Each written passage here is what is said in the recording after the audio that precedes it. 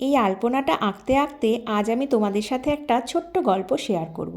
তোমরা অনেকেই আমাকে জিজ্ঞাসা করো যে আমি আজ যে প্রফেশনে আছি সেটাকে আমি প্রথম থেকেই আছি। না, আমি প্রথমে একটা স্কুলের শিক্ষিকা ছিলাম।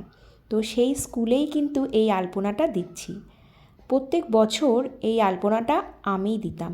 তো এবছরও আমি স্কুলটাকে ভীষণ মিস করছিলাম। তো হঠাৎ করেই সবাইকে না জানিয়ে সারপ্রাইজ দিয়ে চলে গেছিলাম স্কুলে, গিয়ে এই আলপনাটা করেছি। আরেকটা কথা, আমি যখন এই প্রফেশনের পড়াশোনাটা করছিলাম তখন কিন্তু আমি স্কুলে চাকরি করতাম। স্কুলের প্রিন্সিপাল স্যার থেকে আমার সমস্ত কলিগরা আমাকে প্রচুর পরিমাণে হেল্প না করলে আমি হয়তো এই পড়াশোনাটা চালাতে পারতাম না।